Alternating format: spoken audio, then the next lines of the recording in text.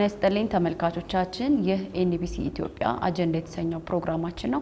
በዛሬው ሳምንታዊ ፕሮግራማችን ደግሞ የአዲስ አበባ ቱሪዝም ኮሚሽን ኮሚሽነር የሆኑትን አቶ ሁንዴ ከበደን ነው ይዘንላችሁ የቀረብነው። በአዲስ አበባ ከተማ እየተደረጉ ያሉ አዳዲስ የቱሪዝም መዳረሻዎችና እንዲሁም ደግሞ ከዚህ ቀደም የነበሩት የታደሱት የቱሪዝም መዳረሻዎችና የቱሪዝም እንቅስቃሴው ላይ አጠቃላይ እዚህ ላይ ውይይት እያደረግን ቆይታ እናደርጋለን።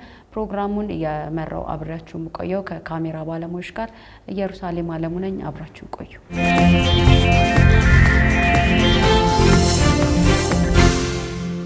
የአዲስ አበባ ቱሪዝም ኮሚሽን ኮሚሽነር ፈቃደኛ ስለሆኑልን እጅግ በጣም አድርጌ አመሰግናለሁ። እኔም በጣም አመሰግናለሁ። መልካም፣ እንግዲህ የአዲስ አበባ ከተማ የተለያዩ አዳዲስ የቱሪዝም መዳረሻዎች እንዲሁም ደግሞ ከዚህ ቀደም የነበሩትም እየታደሱ ይገኛሉና እንደው የኮሪደር ልማቱ አዳዲስ የተሰሩ የቱሪዝም መዳረሻዎች ለቱሪዝም ምን አይነት አስተዋጽኦ እያበረከቱ ነው? የቱሪዝም ዘርፍ ትልቅ ዘርፍ ነው፣ ትልቅ ኢንዱስትሪ ነው።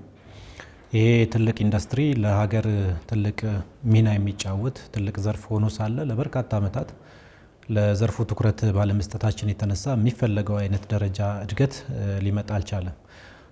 ባለፉት ጥቂት ዓመታት ወይም የለውጥ ዓመታት በመንግስት በኩል የተሰጠው ከፍተኛ ትኩረት ዘርፉ እንዲያንሰራራ፣ እንዲያድግ፣ ከፍተኛ የሆነ ለውጥ እንዲያመጣ አድርጓል። ይሄ ከፖሊሲ ቀረጻ ጀምሮ የቱሪዝም ዘርፍ እንደዚሁም ደግሞ ከአገር በቀል ኢኮኖሚ ማሻሻያም አንዱ ትልቁ ዘርፍ ነው ተብሎ ከአምስቱ ዘርፎች አንድ እንዲሆን ተደርጎ እየተሰራበት ነው የሚገኘው። ይሄ ዋነኛው ማሳያ ነው። ከዛ ቀጥሎ ነው ወደ የልማት ስራው የምንወርደው። አጠቃላይ ለዘርፉ በተሰጠው ትኩረት ቀጥሎ የተሰራው ትልቁና መሰረታዊ የሆነ ስራ የልማት ስራ ነው። ከዚህ በፊት በሀገራችን የቱሪዝም ኢንዱስትሪ ታሪክ ዋና ማነቆ ሆኖ የቆየው ሀብት አለን፣ ትልልቅ ሀብቶች አሉን፣ የተፈጥሮ ባህላዊ ሁሉንም አይነት የቱሪዝም ሀብቶች አሉ። እነዚህን ሀብቶች በአግባቡ ካለማልማታችን የተነሳ የሚፈለገውን የኢኮኖሚ ጥቅም እንዲያመጡ አላደረግናቸውም። አሁን ከመሰረቱ የተሰራው እነዚህን የቱሪዝም መዳረሻዎች የማልማት ስራ ነው። የቱሪዝም ሀብቶቻችንን የቱሪዝም መዳረሻ የማድረግ ስራ ነው የተሰራው። ስለዚህ በተለይ በትልልቅ የመንግስት ኢኒሼቲቮች ለገበታ ለሀገር፣ ገበታ ለትውልድ፣ ገበታ ለሸገር በሚል የተሰሩ የቱሪዝም የልማት ስራዎች አጠቃላይ የሀገራችንን ብሎም የከተማችንን የቱሪዝም ዘርፍ ቀይረዋል። ለየት ባለመልኩ ደግሞ በተለይ አዲስ አበባ ላይ የተሰሩት የልማት ስራዎች ቅድም አንቺ የሚያነሳሽው የኮሪደር ስራ እንግዲህ መሰረታዊ የሆነ የራሱ የሆነ ዓላማ አለው። ዋና ዓላማው ከተማችን ለነዋሪዎቿ ምቹ ማድረግ፣ የከተማዋን የአኗኗር ዘይቤ መቀየር፣ ለነዋሪዎቿ ምቹ የሆነች ከተማ መፍጠር ነው። ከዛ ጎን ለጎን ግን ይሄ የልማት ስራ ለቱሪዝም ኢንዱስትሪው ደግሞ ይዞ የመጣው ከፍተኛ የሆነ አስተዋጽኦ አለ፣ ከፍተኛ የሆነ በረከት አለ። በተለይ ለቱሪዝም ዘርፉ በከተማችን የተሰሩት የኮሪደር ልማት ስራዎች እንበል፣ የሪቨርሳይድ ዴቨሎፕመንት ወይም የወንዝ ዳር ልማት እንበል፣ አጠቃላይ በከተማው የሚደረጉ የልማት እንቅስቃሴዎች ሁሉ ለቱሪዝም ኢንዱስትሪው ከፍተኛ የሆነ ሚና እየተጫወቱ ነው ያሉት። በመሰረተ ልማት ብንል፣ በሌሎች በግሉም ዘርፍ ያሉት የቱሪዝም ኢንዱስትሪውን የሚያበረታቱ ቤዝ ሊሆኑ የሚችሉ በአኮሞዴሽን በኩልም ብናይ ከፍተኛ የሆነ የልማት ስራ ተሰርቷል። አጠቃላይ የኮሪደርም ስራ በአጠቃላይ በከተማዋ ደግሞ እየተሰሩ ያሉት የልማት ስራዎች ለቱሪዝም ኢንዱስትሪ በጣም ከፍተኛ የሆነ አበርክቶ እያበረከቱ ነው። እንግዲህ የቱሪዝም ኢንዱስትሪ ዋናው ለሰው ወይም ለቱሪስት እንቅስቃሴ ምቹ ሁኔታ መፍጠር ነው። ስለዚህ የሚሰራው የልማት ስራ የቱሪዝም እንቅስቃሴውን ያሳልጣል ማለት ነው። ከዛ አንጻር የተሰሩ የልማት ስራዎች በጣም ምቹ ሁኔታ ፈጥሯል ብሎ መውሰድ ይቻላል። እንደ አድዋ መታሰቢያና እንደ እንጦጦ ፓርክ ያሉ አዳዲስ መዳረሻዎች የከተማዋን የቱሪዝም ፍሰት ለመጨመር ምን አይነት አስተዋጽኦ አበርክተዋል? እንግዲህ ሁለቱም ያነሳሻቸው የቱሪዝም መዳረሻዎች በከተማችን ትልቅ የሆነ የቱሪዝም እንቅስቃሴ የሚደረግበት ቦታ ነው። እንግዲህ የእንጦጦን ከዚህ በፊት ሳይለማ በፊት ብዙ ሰው ያውቀዋል። ለብዙ ነገር የተጋለጠ ለብዙ ችግር የተጋለጠ ከአካባቢ ጥበቃም ብቻ ሳይሆን ከመሰረታዊ ከሰው ልጅ እንቅስቃሴ ጋር ተያይዞ ችግር የነበረበት ቦታ ነበር። ይሄን የተሰራበት የልማት ስራ በተለይ ደግሞ ለቱሪዝም ኢንዱስትሪው ምቹ እንዲሆን ተደርጎ መሰራቱ ዛሬ ላይ እንጦጦ በጣም ከፍተኛ የሆነ ቱሪስት የሚያስተናግድ በተለይ ደግሞ ለሀገር ውስጥ ቱሪስትም ጭምር ምቹ ሁኔታዎች የተፈጠሩ ኦልዌይስ ወደዛ ብትሄጂ በተለይ ዊኬንድ ላይ ሰው የስፖርታዊ እንቅስቃሴዎችን የሚያደርግበት ትልቅ የቱሪዝም መዳረሻ ነው። መጎብኘት ብቻ ሳይሆን ለስፖርታዊ ክዋኔዎችም ጭምር ምቹ ሁኔታ የተፈጠረበት ነው። ኢቨን እኛ እንደ ቱሪዝም ኮሚሽን ከታላቁ ሩጫ ጋር ከሲቢኢ ጋር በመተባበር በየወሩ የምናደርገው የሲቢኢ ራን 5 ኪሎ ሜትር ሩጫ አለ። እዛ ላይ በርካታ የሀገር ውስጥ የውጭ ቱሪስቶች ይሳተፋሉ። ለስፖርታዊ እንቅስቃሴ ለጤንነት በጣም ምቹ ቦታ ነው። አየሩ በጣም ጥሩ ነው። እነዚህ ሁሉ የተሰሩት የልማት ስራዎች ለቱሪዝም ዘርፉ በጣም ከፍተኛ የሆነ አበርክቷል። ይሄ ብቻ አይደለም። የአድዋ ድል መታሰቢያ ሙዚየም እንግዲህ የሀገራችንን ትልቁን ታሪክ ይዞ ያለ ቦታ ነው። የሀገራችንን ታሪክ ማስቀጠል ብቻ ሳይሆን አሁን ላይ በመሰረቱ ለከተማችን የኮንፈረንስ ቱሪዝም እድገት ከፍተኛ የሆነ ሚና እየተጫወተ ያለ ማዕከል ነው። እዛ ውስጥ ብዙ ታሪካዊ ነገሮች አሉ። የሀገራችንን ታሪክ የሚገልጽ ሙዚየም አለ። በርካታ ነገሮች አሉ። እነዛ ቱሪስት ይጎበኛቸዋል። ከዛ ጎን ለጎን ግን በተለይ የአድዋ ሙዚየም ለኮንፈረንስ ቱሪዝም እድገት በተለይ ደግሞ አሁን የከተማችን እየታወቀችበት ያለውን የኮንፈረንስ ቱሪዝም ማዕከልነትን መሰረት ነው ብዬ ነው የማነሳውና በርካታ አህጉር አቀፍ ዓለም አቀፍ ኮንፈረንሶች ለሀገር ውስጥ ቱሪዝም እንቅስቃሴም ለውጭ ሀገር ቱሪስት ጉብኝትም በጣም ትልቅ ሚና እየተጫወተ ነው። የሀገራችንንም መልካም ገጽታ የሚገነባ ትልቅ ተቋም ነው። በርካታ የሀገር መሪዎች ወደ ከተማችን ወደ ሀገራችን ሲመጡ ለዛ ድል መታሰቢያ አበባ ጉንጉን የሚያደርጉበት ትልቅ ስፍራ ነው። ከዚህ አንጻር የአድዋ ሙዚየምም ሁለቱም የቱሪዝም መዳረሻዎች ለከተማችን የቱሪዝም ፍሰት እና እድገት ከፍተኛ የሆነ ሚና እየተወጡ ያሉበት ሁኔታ ነው ያለው። ባለፉት 9 ወራት ምን ያክል የውጭ ጎብኚዎች ጎበኟት፣ እንዲሁም ደግሞ ምን ያክል ገቢስ ተገኘ? በአጠቃላይ የቱሪዝም እንቅስቃሴው በጣም እየተበረታታ በጣም እያደገ የመጣበት ሁኔታ አለ። ይሄ ደግሞ በቱሪስት ፍሰቱም ጭምር የሚታይ ነው። በሀገር ውስጥ ቱሪዝም ፍሰትም በውጭ ሀገር ቱሪስት ፍሰትም በጣም ከፍተኛ የሆነ ለውጥ ነው እየመጣ ያለው። አሁን ላይ በውጭ ሀገር ቱሪስት ፍሰት እንኳን ብናይ ባለፉት 9 ወራት ብቻ ወደ 1.1 ሚሊዮን የሚደርስ የውጭ ሀገር ቱሪስት መዲናችንን መጎብኘት ችሏል። ይሄ ከባለፈው ተነጻጻሪ ጊዜ ብናይ ከፍተኛ የሆነ ብልጫ ያሳየበት ነውና ቁጥሩም በጣም እየጨመረ ነው ያለው። በሀገር ውስጥ ቱሪስት ፍሰትም እንደዛው ከፍተኛ የሆነ ለውጥ እየመጣበት ያለ ነው። ኦልሞስት ወደ 8.4 ሚሊዮን የሚደርስ የሀገር ውስጥ ቱሪስት መዲናችንን ለመጎብኘት ችሏል። ይሄ ደግሞ በአጠቃላይ ለተለያዩ እንቅስቃሴዎች ለጤና ቱሪዝም፣ ለስፖርት ቱሪዝም በተለያየ ምክንያት ለፌስቲቫሎች፣ ትልልቅ ሁነቶች አዲስ አበባ ላይ መዘጋጀት ችሏል። ይሄን ሁሉ ስናይ ለሀገር ውስጥ ቱሪዝም እድገትም ጭምር ከፍተኛ የሆነ አበርክቶ አለው። በቁጥርም ስናይ የሀገር ውስጥም የውጭ ሀገር ቱሪስትም ከጊዜ ወደ ጊዜ በጣም እየጨመረ ያለበት ሁኔታ ነው ያለው። በአዲስ አበባ ከተማ እየተከናወኑ የሚገኙ የኮሪደር ልማት ስራዎች የቱሪስቶችን የቆይታ ጊዜ ከማራዘም አንጻር ምን አይነት አስተዋጽኦ እያበረከቱ ነው? በኮሪደር ልማቱ የተገነቡ ወይም ደግሞ ተጨማሪ የቱሪስት መዳረሻዎች ከተማችን ላይ ተስፋፍተዋል። ከትንንሽ እስከ ትልልቅ ፓርኮች ድረስ በዚህ የልማት ስራ ብቻ መገንባት ተችሏል። ከምንም በላይ ደግሞ የተዘረጉት የመሰረተ ልማቶች ለቱሪስቱ እንቅስቃሴ መሳለጥ ከፍተኛ የሆነ አስተዋጽኦ አለው። ስለዚህ በኮሪደር ልማት ብቻ ሳይሆን አጠቃላይ በልማት ስራው የተሰሩ የቱሪዝም መዳረሻዎች ለዚህ ከፍተኛ ሚና እየተጫወቱ ነው ያሉት። ከዚህ በፊት በአስራዎቹ ቤት የሚጠቀስ የፓርኮች ዛሬ ከ150 እና ከዛ በላይ ኮሪደር የልማት ስራና አጠቃላይ በከተማው የሚደረጉ የሪቨርሳይድ ዲቨሎፕመንት ሌሎች የልማት ስራዎች በጣም መጨመር ችሏል እና ለዘርፉ ያለው ሚና በጣም ከፍተኛ ነው። አዲሱ ቪዚት አዲስ ፕላትፎርም የቱሪስቶች የመረጃና የሆቴል አገልግሎት ተደራሽነት እንዴት ነው ለመተግበር ያዘጋጃችሁት? ዋናው በከተማችን የነበረው ቅድም እንዳነሳውልሽ የልማት ስራው በጣም በሚያስገርም ደረጃ ተሻሽሏል ብቻ ሳይሆን መሰረታዊ የሆነ ለውጥ በቱሪዝም ልማት ስራ ላይ መጥቷል። ይሄ የቱሪዝም የልማት ስራ በሚገባው ልክ ደግሞ መተዋወቅ አለበት የሚል አቋም አለን።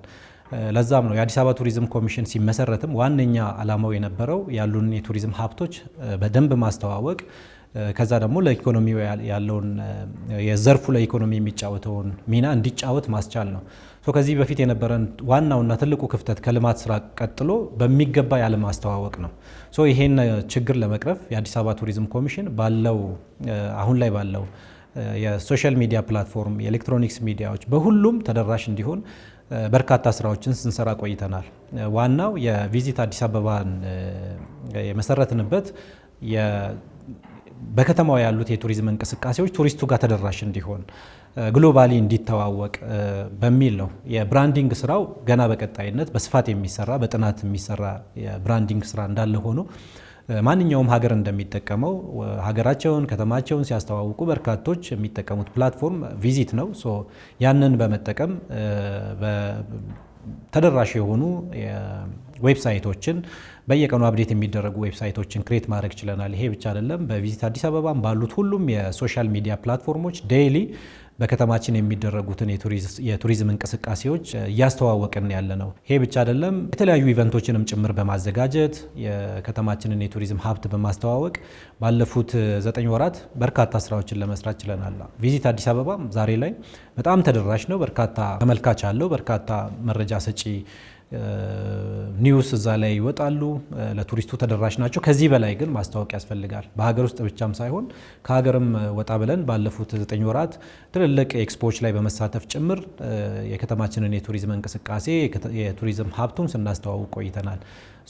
አሁን ላይ ዓለም የሚግባባበት በዓለም ተደራሽ የሆኑ በርካታ ፕላትፎርሞች አሉን። በዛ ልክ የማስተዋወቅ ስራዎችን እየሰራን ነው የምንገኘው። አዲስ አበባ እንግዲህ የአፍሪካ የዲፕሎማሲ እንዲሁም ደግሞ የአፍሪካ ህብረት መቀመጫ መሆኗ ይታወቃልና የኮንፈረንስ ቱሪዝምን ይበልጥ ለማሳደግ ምን አይነት እቅዶችን ኮሚሽኑ እየሰራ ነው? ዋናው እንግዲህ የማስተዋወቅ ስራ ነው። ከዚህ በፊት በከተማችን ትልልቅ ግዙፍ ለኮንፈረንስ ቱሪዝም የሚያግዙ የልማት ስራዎች ተሰርተዋል። ቅድም ስናነሳው የነበረው የአድዋ ሙዚየም አንዱ ነው። ከዛ በተረፈ ደግሞ የአዲስ ኢንተርናሽናል ኮንቬንሽን ማዕከል በከተማችን ላይ ነው የሚገኘው። እነዚህና ሌሎች ለኮንፈረንስ ቱሪዝሙ ምቹ ሁኔታ የሚፈጥሩ በጣም ግዙፍ የሆኑ የልማት ስራዎች አዲስ አበባ ላይ ተሰርተዋል። እነዚህ አሁን ላይ በመዲናችን ለሚደረጉ ኮንፈረንሶች በጣም ከፍተኛ የሆነ አበርክቶ እያበረከቱ ነው። ያለ እነሱም አይታሰብም። አክቹዋሊ የልማት ስራው በዛ ልክ ባይሰራ ኖሮ በተለየ ምክንያት የኮንፈረንስ ቱሪዝሙ ሊያድግ አይችልም። የምንፈልገው የኮንፈረንስ ቁጥርም ሊመጣ አይችልም። እነዚህ ግዙፍ የልማት ስራዎች ለዚህ ትልቅ አስተዋጽኦ እያበረከቱ ነው ያሉት። ይሄ ብቻ አይደለም። በዲፕሎማሲውም ዘርፍ እንደ ሀገር ኢትዮጵያ እየተጫወተችው ያለው ሚና ለዚህ ምቹ ሁኔታም ፈጥሯል። ባለፈው አመት ኦልሞስት በአመት ወደ 150 ዓለም አቀፍ ሁነቶች አዲስ አበባ ላይ ተደርጓል ብለን በጣም በሚገርም ደረጃ ስንገረም ነበር። በዚህ አመት ግን ባለፉት 9 ወራት ብቻ ከ200 በላይ ዓለም አቀፍ ኮንፈረንሶች፣ ዓለም አቀፍ ሁነቶች አዲስ አበባ ላይ መደረግ ተችሏል። ይሄ በቁጥርም በተሳታፊ ብዛትም በጣም ከፍተኛ የሆነ ነው። ከዛ ተነስተን ነው አዲስ አበባ የኮንፈረንስ ቱሪዝም ማዕከል ሆናለች ብለን የምንናገረውና ይሄ ቁጥር በጣም ከፍተኛ ነው። የተሰራው ስራ በአጠቃላይ የከተማችንን የመልካም ገጽታ በመገንባት ዘርፍም እንደ መንግስት የተሰራው ስራ ለዚህ ከፍተኛ የሆነ አስተዋጽኦ አለው። ይሄ እንግዲህ በማስተዋወቅ ከዚህ በላይ የኮንፈረንስ ቱሪዝም ማዕከል እንድትሆን ከዚህ በላይ ኮንፈረንሶች እንዲመጡ የአዲስ አበባ ቱሪዝም ኮሚሽንም ከሚመለከተው አካል ጋር የማስተዋወቅ ስራዎችን በስፋት እየሰራ ነው የሚገኘው። የግል ባለሀብቱ ተሳትፎ ከዚህ ከቱሪዝም ዘርፉ ላይ ያለው እንቅስቃሴ ወይም ደግሞ ከእናንተ ቢሮ ጋር እያሳተፋችሁት ነው ወይ በቅንጅት ትሰራላችሁ የሚለው እናንሳ። ከግሉ ዘርፍ ጋር አጠቃላይ በቱሪዝም ኢንዱስትሪው ካሉት ኪ የሆኑ ስቴክሆልደሮች ጋር ተገናኝተን እቅድ የማቀድ አብረን የመስራት ይሄን ምቹ ሁኔታ የመፍጠር ስራ ስንሰራ ቆይተናል። የቱሪዝም ኢንዱስትሪ በመንግስት ስራ ብቻ የሚፈለገው ግብ ላይ ላይደርስ ይችላል። ስለዚህ ዋነኛው ደግሞ የግሉ ዘርፉ ሚና ነው። ለምሳሌ እንበል ቱሪስት ሲመጣ መዳረሻዎችን መጎብኘት ብቻ ሳይሆን የሚያርፈው፣ የሚበላው፣ የሚጠጣው፣ የሚዝናናበት ሁሉ በግሉ ዘርፍም ጭምር የሚደገፉ ናቸው። ከዛ አንጻር ከግል ዘርፉ ጋር አብሮ መስራት፣ በቅንጅት መስራት ለጥያቄ የሚቀርብ አይደለም። ለዛም ነው እንግዲህ አዲስ አበባ ቱሪዝም ኮሚሽን ካሉት በከተማችን ከሚገኙ ትልልቅ የቱሪዝም ባለድርሻ አካላት ጋር እየሰራ ያለው። አዲስ አበባ ላይ በጣም ምቹ እና ጥሩ ነገሩ እነዚህ ማህበራት ወይም እነዚህ የግል ዘርፎች በማህበራትም ጭምር ተደራጅቶ አብሮ የመስራት ሁኔታዎች አሉ። ለምሳሌ ብንወስድ የአዲስ አበባ ሆቴል ኦነር አሶሲዬሽን አለ፣ የአዲስ አበባ አስጎብኚዎች ማህበር፣ የሀገርን ወግ ክበባት፣ በጣም ትልልቅ በዘርፉ የራሳቸው ሚና መጫወት የሚችሉ ትልልቅ ማህበራት አሉ። ከነዚህ ማህበራት ጋር በጣም በቅርበት ነው የምንሰራው። የግሉ ዘርፉ ደግሞ ልክ መንግስት በልማት ስራው ላይ እያመጣ ያለውን ለውጥ እንዳመጣው ሁሉ በግል ዘርፉም ደግሞ መምጣት መቻል አለበት። በዛም ልክ ነው እየተሰራ ያለው። ቅድም ለምንለው ትልልቅ ሁነቶች አዲስ አበባ ላይ መደረግ የግሉ ዘርፉም እድገት የራሱ የሆነ ሚና እየተጫወተ ነው ያለው። ስለዚህ ከዛ እኩል መንግስትም ለዘርፉ ከፍተኛ የሆነ ትኩረት በመስጠት በተለይ በተለያዩ የሆቴል ኢንቨስትመንት ላይ የሚሰማሩ ባለሀብቶችን የመደገፍ ኢንሰንቲቮች ከቀረጥ ነጻም ጭምር የተለያዩ ማቴሪያሎችን ከውጭ እንዲያስገቡ የማበረታታት ስራዎችን እየሰራን ያለው። እንግዲህ ኮሚሽናችንም እንደ አንድ የመንግስት ተቋም የግሉን ዘርፍ ለማበረታታት ለማጠንከር መንግስት ባስቀመጠው መርህ መሰረት እና ልክ እገዛ እያደረግን ያለ ነው። አዳዲስ መዳረሻዎች ለአካባቢው ማህበረሰብ እንዲሁም ደግሞ ለወጣቶች የፈጠረው ተጨባጭ የስራ እድል ምንድን ነው? የስራ እድል ስንል ማንኛውም የቱሪዝም ኢንዱስትሪ ላይ ኢንቨስት የሚደረገው ሁሉ የስራ እድል ይፈጥራል። የቱሪዝም መዳረሻ ግንባታን ብቻ ሳይሆን በዘርፉ ያለው ማንኛውም ስቴክሆልደር የሚሰራው የልማት ስራ ሁሉ በሰው እንቅስቃሴ የሚደረግ ነው እንበልና በግሉ ዘርፍ እንኳን ብንወስድ አንድ ሆቴል አዲስ አበባ ላይ ጨመረ ማለት ለመቶዎች ለብዙ መቶዎች ሰው የስራ እድል ይፈጥራል ማለት ነው። እያንዳንዱን ከኮሪደር ልማት ስራ ጀምረን የቱሪዝም መዳረሻዎችም እና ሌሎችን አጠቃላይ የልማት ስራዎች መዲናው ላይ የሚደረገውን የልማት ስራዎች ካየን በሰው ልጅ ስራ የሚሰራ ነው። ሶ ኢንዳይሬክትሊም ዳይሬክትሊም የስራ እድል ከመፍጠር አንጻር የቱሪዝም ዘርፍ ከፍተኛ የሆነ አስተዋጽኦ እያበረከተ ነው ያለው። እያንዳንዱ በቱሪዝም ኢንዱስትሪ ቫሉ ቼን ውስጥ ያለው ሁሉ ከትንንሽ እስከ ትልልቅ ከምርት ማምረት ጀምሮ እስከ ምርቱን እስከ መሸጥ ድረስ ያለው በአጠቃላይ በሰርቪሱ ያለውም ጭምር በቀጥታም በተዘዋዋሪም የስራ እድል ይፈጠርለታል። ይሄ ለየት ያለ የቱሪዝም ባህሪም ነው ብዬ ነው የምወስደው። ሆቴሎች ከገበሬው ጋር ከምርት ከሚያመርተው ጋር እንደዚሁም ደግሞ በተለያዩ የመዳረሻ ልማት ስራዎች ከግንባታ ጀምሮ እስከ አገልግሎት መስጠት ድረስ ያለው ሁሉ በቱሪዝም ዘርፉ የሚፈጠር የስራ እድል ነውና በዛ ልክ ነው የማየው። ሌላ የሀገር በቀል ዕደ ጥበብ ባለሙያዎችና የባህል ምግብ አቅራቢዎች ተጠቃሚነታቸውስ እንዴት ነው የተረጋገጠው? በዘርፉ ላይ ሰርቪስ የሚሰጥ ሁሉ በባህልን የምንበለው በተለያየ መልኩ በቱሪዝም ኢንዱስትሪዎች ሰርቪስ የሚሰጡ አካላት አሉ። ለምሳሌ አንድ ቱሪስት ወደ መዲናችን ሲመጣ የከተማዋ መገለጫ የሆኑትን የሀገር መገለጫ የሆኑትን የተለያዩ ማቴሪያሎች ገዝቶ መሄድ ይፈልጋል። በዛው ልክ በቱሪዝም መዳረሻ የምንበል በከተማ ውስጥ በአጠቃላይ ያሉት ሱቪኒር ሾፖች፣ ክራፍት ሴንተሮች፣ ሌሎችም ጭምር በዚህ ቼን ውስጥ ተጠቃሚነታቸው ጥሩ ነው ብዬ ነው የማስበው። አሁን የቱሪስት ቁጥሩን በጨመረ ቁጥር የቱሪዝም ኢንዱስትሪውን ባደገው ልክ የምርት አቅራቢው ሰርቪስ የሚሸጠው ሁሉም ተጠቃሚ ይሆናል እና እነሱንም በዛው ልክ ነው የማያቸው። የመዝናኛ ተደራሽነትን እኔና መዳረሾቹን የአዲስ አበባ ከተማ ላይ ያሉ የተለያዩ ቱሪዝም መዳረሾችን ህዝቡና ተማሪዎች በቀላሉ በተመጣጣኝ ዋጋ እንዲጠቀሙበት የተደረገበት አግባብ አለ ወይ? በከተማችን በርካታ የቱሪዝም መዳረሻዎች አሉ። የኢንተራንስ ፊ ያላቸው የቱሪዝም መዳረሻዎች አሉ። አሁን ደግሞ በጣም ለየት ባለ መልኩ በተለይ በአዲስ አበባ ከተማ መስተዳደር የተሰሩ የቱሪዝም መዳረሻዎች ሁሉንም ያማከለ የልማት ስራ ነው የተሰራው። መክፈል ለሚችል መክፈል ለማይችልም እንደዛው እንደየ አቅሙ ማለት ነው። ሁሉንም የቱሪዝም መዳረሻ ከተማችን ላይ ብታይ ያን አክሰስ አለው። ማንኛውም ሰው አቅም የሌለውም ገብቶ የሚዝናናበት ሁኔታዎችም መፍጠር ተችሏል። በተለይ ደግሞ በአሰራርም ጭምር ተደግፎ ለሀገር ሰው ለተማሪዎች በዛም ልክ ለተለያዩ የማህበረሰብ ክፍሎች የክፍያ ስርዓቱም ጭምር በጣም የተለያየ ነው። ለውጭ ሀገር የሚያስከፍለው ለውጭ ሀገር ቱሪስት የሚያስከፍለው እና ለሀገር ውስጥ ቱሪስት የሚያስከፍለውም እንደዛው በጣም የተለያየ ነው። ስለዚህ ለሀገር ዜጋ ቅድሚያ በመስጠት ማንኛውም ሰው እንዲገለገልበት የማድረግ ስራዎች ተጠናክሮ ይቀጥላሉ።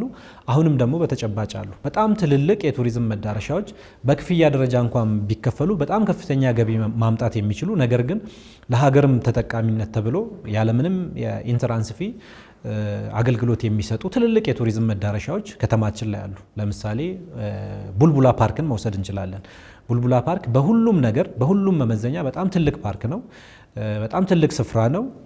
ነገር ግን ለማንኛውም ሰው ክፍት ሆኖ አገልግሎት እየሰጠበት ያለበት ሁኔታ ነው። ተማሪው ሄዶ መዝናናት ይችላል። አቅም ያለው የሌለው ሁሉም የማህበረሰብ ክፍል በቀላሉ ሄዶ እዛ መዝናናት ይችላል። ይሄ ብቻ አይደለም። በየሁሉም የቱሪዝም መዳረሻዎች ብታይ ከኢንተራንስ ፊም ያላቸውም ጭምር ከአነስተኛ ዋጋ እስከ ሌላም ዜጋ ለውጭ ሀገር ዜጋም ደግሞ እንደዛው በየመጠኑ ገበያን ማዕከል ያደረገ የቱሪዝም ኢንተራንስ ፊ አከፋፈል ስርዓት አለ። ነገር ግን እነዛን ነገሮች መፈተሽ በየጊዜው አፕዴት እያደረጉ መስራት የገበያው ስታተስን ስታንዳርድን እያዩ እያሻሻሉ መሄድ በጣም ጠቃሚ ነው። ለዚህ ደግሞ የአዲስ አበባ ቱሪዝም ኮሚሽንም አሰራሮችን እየሰራ ነው ያለው። የአሰራር ስርዓትን የምንዘረጋ ነው የሚሆነው። የትራንዚት ቱሪዝም እቅድ ላይ አንድ ነገር ይፋ አድርጋቸዋል። በተለይ በቅርቡ የጸደቀው የትራንዚት ቪዛ ጋር ተያይዞ በቦሌ ዓለም አቀፍ አውሮፕላን ማረፊያ የሚያልፉ መንገደኞች የግማሽ ቀንና የሙሉ ቀን የጉብኝት ፓኬጅ አዘጋጅታቸዋል። አተገባበሩ ምን ይመስላል? የቱሪዝም ሚኒስቴር ስራ ነው ከአሰራሩ አንጻር። ነገር ግን ፖቴንሻሉ ላይ ማውራት እንችላለን። ስቶፕ ኦቨር ቱሪዝም በጣም ከፍተኛ የሆነ የሀገራችን ሀብት ነው ብዬ ነው የምወስደው። ትልቅ የሆነ ግዙፍ የሆነ የአፍሪካ ኩራት የሆነ የሀገራችን ኩራት የሆነ አየር መንገድ አለን። በጣም በሚሊዮኖች የሚቆጠሩ መንገደኞችን የሚያጓጉዝ ትልቅ አየር መንገድ አለን። እሱ ደግሞ እዚሁ መዲናችን ላይ አዲስ አበባ ላይ ነው የሚገኘው። ይሄ ለኛ በጣም ትልቅ አድቫንቴጅ ነው። እዛ ያለው የስቶፕ ኦቨር ወይም ትራንዚት ቱሪስት የምንለው ወጥቶ ከተማችንን እንዲጎበኝ ቢደረግ ወጥቶ ባለው ጊዜ አንዳንዱ 3 ሰዓት ሊኖረው ይችላል፣ አንዳንዱ 9 ሰዓት እና ከዛም በላይ ሰዓት ሊኖራቸው የሚችሉ ትራንዚት መንገደኞች ይኖራሉ። እነሱ አሁን ባልሺው አሰራር በተለይ የቱሪዝም ሚኒስቴር፣ የኢሚግሬሽን እና የኢትዮጵያ አየር መንገድ ከዚህ በፊት የተፈራረሙት የስራ ስምምነት አለ። በዛ ልክ እነሱ ሲተገበሩ ለከተማችን ደግሞ ከፍተኛ የሆነ በረከት ይዞ የሚመጣ ከፍተኛ የሆነ የቱሪስት ቁጥርን የሚያመጣልን ባለው ሰዓት ወደ ከተማው ወጥቶ የሚዝናናበትን ፕላትፎርም ያመቻቸ ነው ብዬ ነው የማስበው። እኛ እንግዲህ እንደ ከተማ መስተዳደር እንደ አዲስ አበባ ቱሪዝም ኮሚሽን ለዚህ ምቹ ሁኔታዎችን መፍጠር ነው። ቅድም ያልኩሽ የልማት ስራዎች ለዚህ ከፍተኛ የሆነ አስተዋጽኦ አላቸው ብዬ አስባለሁ። ለምሳሌ በጣም አጭር ሰዓት ያለው መንገደኛ ባለው ሰዓት ወጥቶ በእግሩ የሚዝናናበት፣ በሳይክል ከፈለገ የሳይክል ሌኖች ተሰርተዋል። የመኪናም እንቅስቃሴ ጭምር የተሳለጠበት ሁኔታ ነው ያለውና ለዚህ በተለይ ለትራንዚት ቱሪዝም ወይም ለስቶፕ ኦቨር ቱሪዝም አሁን ላይ እንደ ከተማችን በጣም ትልልቅ ምቹ ሁኔታዎች ተፈጥረዋል። ከነዚህ አካላት ጋር እንደ ቴክኒካል ቲም በቅንጅት እየሰራን ያለ ነው። አዲስ አበባ እንግዲህ በአፍሪካ ቀዳሚ የፈጠራና የዘላቂ ከተማ የቱሪዝም መዳረሻ ለማድረግ በወጣው የ10 ዓመት መሪ የቱሪዝም ልማት እቅድ ላይ የተቀመጡት ዋና ዋና ግቦች ምንድን ናቸው? እንግዲህ በጣም የልማት ወይም ደግሞ የቱሪዝም ሮድ ማፓችን ላይ በርካታ የሆኑ ስትራቴጂዎችን ዴቨሎፕ አድርገናል። የመጀመሪያው የልማት ስራ ነበር። የልማት ስራው በሚፈለገው መጠን እያደገ ነው ያለው። ይሄ ወደፊትም በጣም የሚቀጥል ነው። አዳጊ የሆነ ስራ ነው። ከልማቱ አንጻር የተያዙ እቅዶች አሉ። እነዛ በቀጣይነትም እየተሰሩ የቱሪዝም ኢንዱስትሪውን እየደገፉ የሚሄዱበት ሁኔታዎች ይፈጠራሉ። ለዚህ አሁን እንኳን በያዝነው እቅድ በጣም ከፍተኛ የሆኑ የቱሪዝም መዳረሻዎች መዲናችን ላይ መፈጠር ችለዋል። የልማት ስራው እንዳለ ሆኖ በዚህ በሮድ ማፕ ያየናቸው በርካታ ከዚህ በፊት ያልተዳሰሱ ስራዎች አሉ። አሁን ያነሳ ነው የስቶፕ ኦቨር ቱሪዝም በጣም ትልቅ ሀብት ነው። ይሄን ሀብት መጠቀም የሚያስችለንን ፕላትፎርም መፍጠር መጠቀም የሚያስችለንን እድሎች ሁሉ መጠቀም ስለሚያስፈልግ በዛ ልክ የስቶፕ ኦቨር ቱሪዝምን ለመጠቀም ጭምር በዚህ ሮድ ማፕ ውስጥ ማካተት ችለናል። ሌላው የቱሪዝም ማርኬቲንግ እና ፕሮሞሽን ነው። ከዚህ በፊት ለእንደዚህ አይነት ነገሮች ምንም አይነት ስትራቴጂዎች አልነበሩም። እነዚህ በስትራቴጂ ጭምር እንዲደገፉ ማድረግ ችለናል። ያሉንን ሀብቶች ያሉንም የቱሪዝም መዳረሻዎች አጠቃላይ የከተማዋን የቱሪዝም እንቅስቃሴ የምናስተዋውቅበት ማርኬት የምናደርግበት የብራንዲንግ እና የሪብራንዲንግንም ስራ ጨምሮ የምንሰራበትን እቅዶች አውጥተን በዛ ሮድማፕ ውስጥ ማካተት ችለናል። ይሄ ብቻ አይደለም። አሁን ላይ ቅድም ስናነሳቸው የነበሩ የማይስ ቱሪዝም እነዛንም ጭምር በስትራቴጂዎች ደግፈን ከፍተኛ ትኩረት ሰጥተን የምንሰራባቸው ስራዎች ብለን ለይተን አስቀምጠን ማይስ ማለት የሚቲንግ ኢንሰንቲቭ ኮንቬንሽን ኤንድ ኤግዚቢሽን የምንለው የቱሪዝም ፕሮዳክት ነው። አሁን ቅድም ስናነሳ የነበረው የኮንፈረንስ ቱሪዝም አንዱ ነው።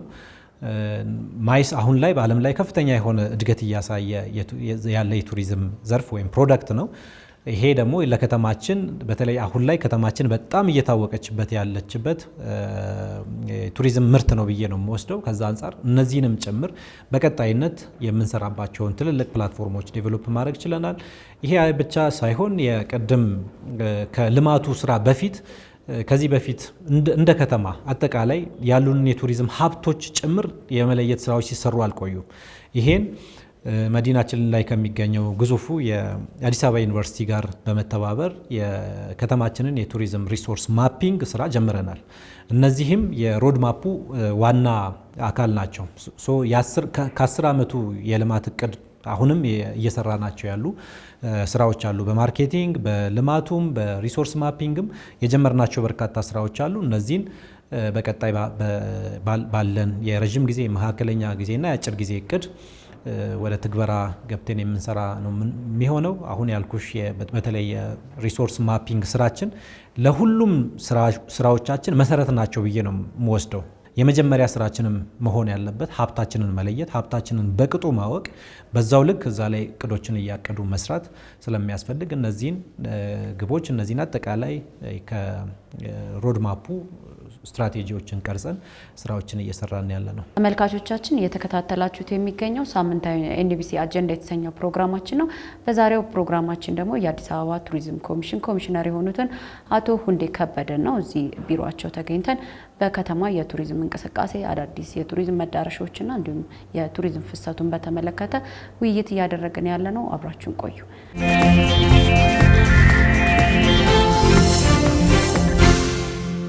ቀደም ብለው የጠቀሱልኝ በርካታ ከተማ ላይ የሚሰሯቸው ወይም ደግሞ ከዚህ ቀደም የተሰሩ የቱሪዝም መዳረሻዎች አሉ፣ አዳዲስ የታደሱ።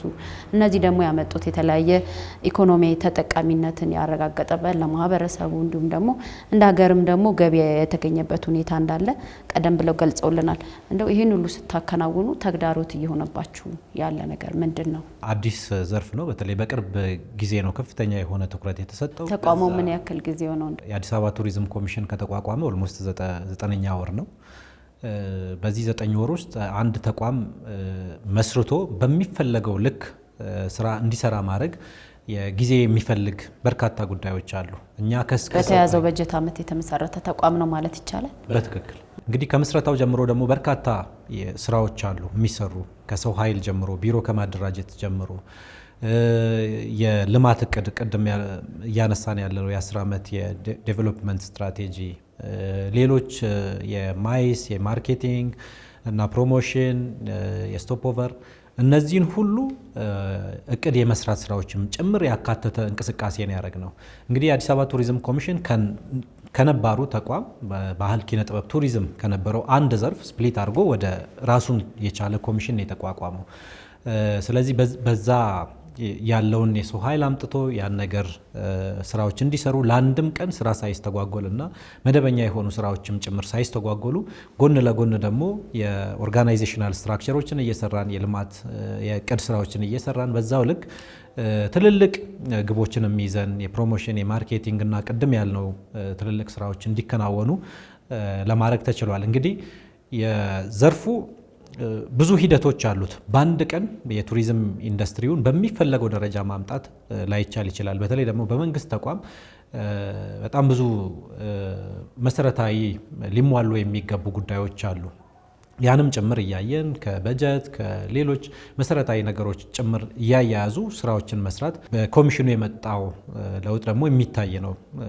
በተለይ በጥቂት ጊዜ ውስጥ በርካታ የፕሮሞሽን ስራዎች እንዲሰሩ፣ የከተማችን የቱሪዝም እንቅስቃሴዎች እንዲሳለጡ፣ በጣም ትልልቅ ኮንፈረንሶች መምጣት ብቻ ሳይሆን የሚመጣውም ሰው ጭምር ደግሞ ከተማችንን እንዲጎበኝ ማድረግ፣ ለዛ ምቹ ሁኔታዎችን መፍጠር በጣም በርካታ የሆኑ ስራዎች ተሰርተዋል። በዛው ልክ ደግሞ ቅድም እንዳልኩሽ የዘርፉ አዲስም እንደመሆኑ መጠን ተቋሙም አዲስ እንደመሆኑ መጠን በሚፈለገው ልክና አሁን የከተማው የቱሪዝም ኢንዱስትሪ ወይም የቱሪዝም ልማት በደረሰው ልክ ደግሞ ከማስተዋወቅ አንጻር ውስንነቶች አሉ። እነዚህን በጣም መቅረፍና ከዚህ በላይ ተደራሽ መሆን ከዚህ በላይ ግሎባሊ የከተማዋን ቪዚቢሊቲነት እንዲጨምር ማድረግ ከኮሚሽኑ የሚጠበቅ ስራ ነው። በጣም ጥሩ ጅምሮች አሉ። እነዛን ጅምሮች ማስቀጠል ያስፈልጋል ብዬ አስባለሁ። እርስዎ እንደ አዲስ አበባ ቱሪዝም ኮሚሽን ኮሚሽነር ኃላፊነት እንዳለው ሰው መጠቀስ አለበት የሚሉትና መጨመር የሚፈልጉት ካለ? መልካም። እንግዲህ በመንግስት የተሰሩ በርካታ ስራዎች አሉ። እነዛን ቅድም ባልነው ልክ ደግሞ ከግል ዘርፉ ጋር የሚያያዝን በጣም ከግሉ ዘርፍ ጋር በቅንጅት መስራት ያስፈልጋል። በዛው ልክ የግሉ ዘርፉን መንቀሳቀስ ይጠበቅበታል ብዬ አስባለሁ። ዋናው እንግዲህ ለቱሪዝም ዘርፍ የቱሪዝም መዳረሻዎችን ማልማት፣ ማስተዋወቅ፣ ቱሪስት እንዲመጣ ማድረግ ትልቁ ስራ ነው። ነገር ግን በዛው ልክ ለሚመጣው ቱሪስት ደግሞ ሰርቪስ መስጠት በጣም ያስፈልጋል ብዬ አስባለሁ። የሰርቪስ አሰጣጣችንን የሰርቪስ ኢንዱስትሪያችንን የምንሰጠውን አገልግሎት ባለን ካልቸር ባለን እንግዳ ተቀባይነት ልክ መስጠት ደግሞ በጣም ያስፈልጋል። የሰርቪስ ኢንዱስትሪው ከልማቱ ስራ እኩል ማደግ ካልቻለ ትክክል አይመጣም። በቱሪዝም ኢንዱስትሪው ዋናው ነገር ሰርቪስ ነው። ሰርቪስ አሰጣጣችን ላይ አሁንም ብዙ መፈተሽ ያለባቸው በርካታ ነገሮች አሉ። በግሉ ዘርፍ ከፍተኛ የሆነ እንቅስቃሴዎች አሉ፣ መነቃቃቶች አሉ። በዛው ልክ አሁን ላይ የከተማችን የቱሪዝም ኢንዱስትሪ በደረሰው ልክ ሰርቪሳችንንም በዛው ልክ ማምጣት መቻል አለበት ብዬ አስባለሁ።